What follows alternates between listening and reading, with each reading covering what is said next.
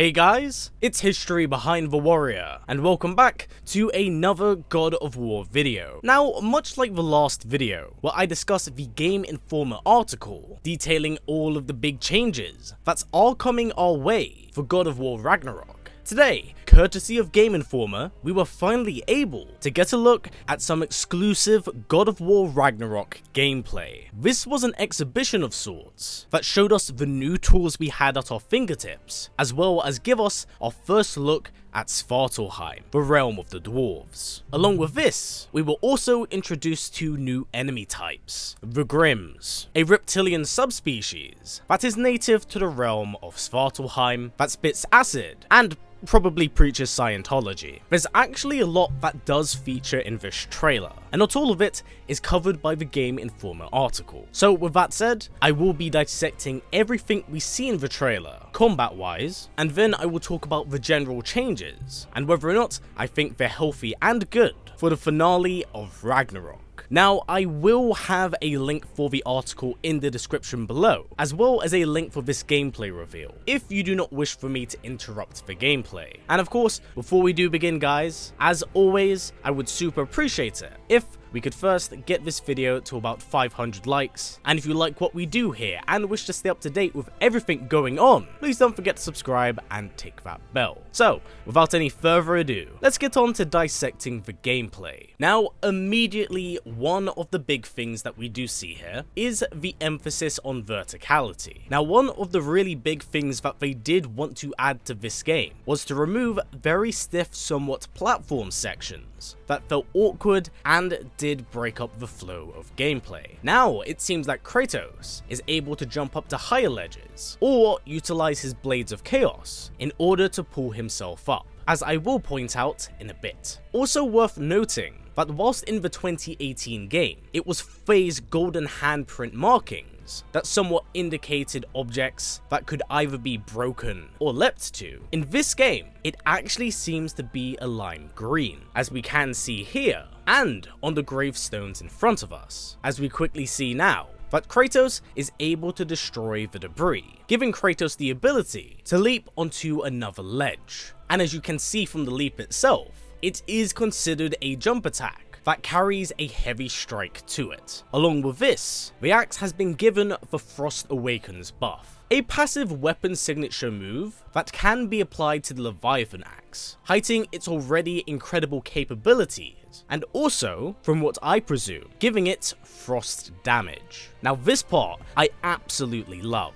It seems like with the heavy strike of the Leviathan axe, freezing and pinning your opponent in place, you can bump them off the ledge with your melee and create an AoE attack as their body shatters into shards, unfortunate to any enemies caught in the vicinity of the AoE. So it definitely seems that they're adding a lot of new layers to how elemental damage works and functions in this game. Along with that, as we have seen from promotional material, the Leviathan axe also has a jumping heavy strike, which also seems to function as a pop-up launcher. When we cut away to our next shot, we see Kratos charging at one of the new enemies, the Grimms. Here, he presumes what I believe to be a light strike before cancelling out of the animation into a dodge. So I think there's a bit more to this attack than simply what is seen here. Now, although it's for a split second, we actually see Kratos looking to toss one of the Blades of Chaos into the face of this Grimm. Of course, this is an idea that has been taken away from the previous installment with this new style of gameplay. We will touch back on this in a bit as we see it a little bit later on. Now, our next shot here is showing how the Blades of Chaos function as ways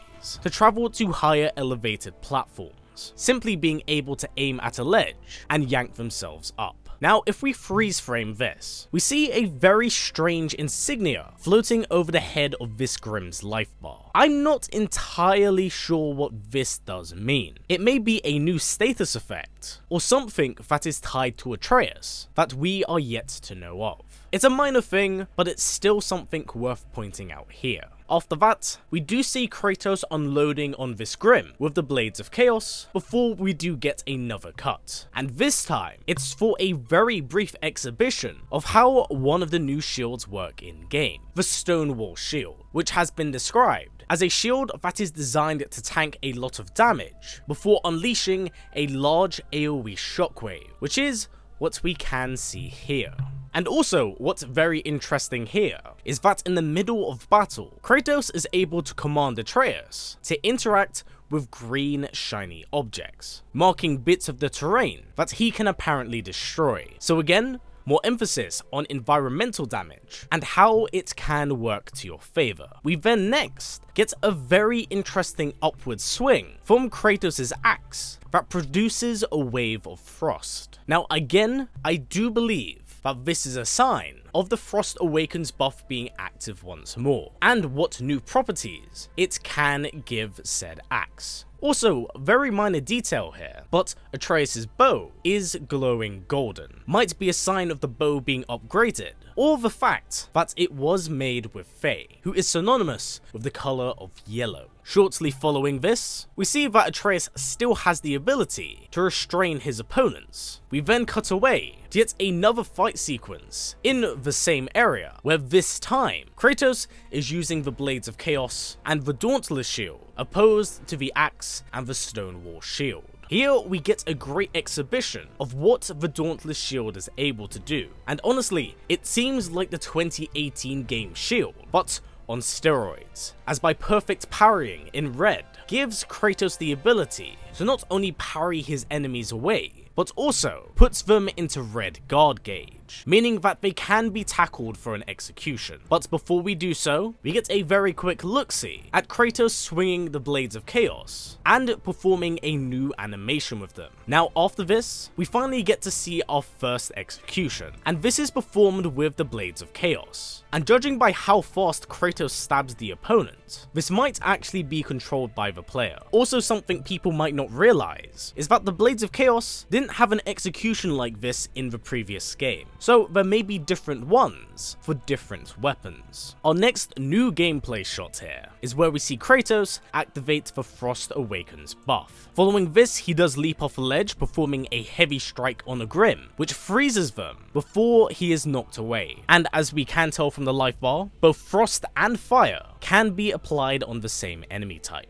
Now, our last and final clip here is of Kratos battling two Grims. Here we are able to see the Blades of Chaos in work, and how their ranged abilities is able to shut people down, as you're not only able to pull yourself towards people now, but also yank them down from higher vantage points, which is super important for evening out the playing field. Now to close it out, we see Kratos performing a jumping heavy strike, much like we have seen so with the Leviathan axe. Now, after reading the article and finally seeing some gameplay, I can pretty confidently say that I'm very impressed with the changes that we've seen. The gameplay seems much more fluid, I like the new levels of verticality, and I like how there's aggressive offensive options, as well as tactical defensive ones. It adds new layers to game plans, which you can utilize in combat, because in the 2018 game, let's say you got bored of the Leviathan axe, you went straight to the Blades of Chaos. Let's say if you got bored of the Blades of Chaos, you went right back to the Leviathan axe. And let's say you wanted to give in to that caveman part of your brain, you could just rock fisticuffs. But here, they're now giving you multiple different options and layers that will help you dismantle your opponent with different styles. I'm really impressed with how these ideas thread and weave in and out of each other.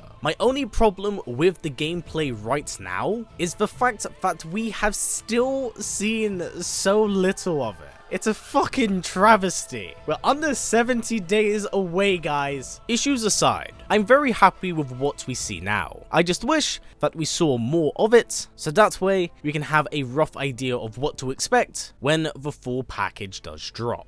And I think a state of play would be the perfect answer to this. Or maybe even just a simple tech demo, which serves as a bit of an exhibition of the graphical differences we have now compared to what we've seen last year. We are less than 70 days away from the game's release, and I think now is the time where marketing should really be picking up and show us more about what the game has to offer. I'm not talking full-on spoilers of the story content. I think they have shown off enough in the trailers, but with how large-scale Ragnarok is, I feel like it's very important to get us all hyped before the game does drop. But that is just my opinion at the end of the day. Personally, I'm very pleased with what we have seen so far. The gameplay looks immaculate. The design philosophy behind it, of play with your food, is a fantastic one that helps encourage creativity in a number of different players. So I'm nothing short of excited with what Santa Monica Studios does have to offer. Now, I don't know if there will be any more gameplay over the next week, but if there is, I will be reporting on it here. But anyway guys, that does do it for me for the time being. Once again, I do apologize if I sound quite nasally and stuffy. I'm currently still trying to shake off COVID, so please do bear with me, as uploads may be a little bit off for a while. But anyway guys, as always, stay strong, stay well, and keep on fighting, as Ragnarok comes for us all. Take care everyone, I'll see you soon.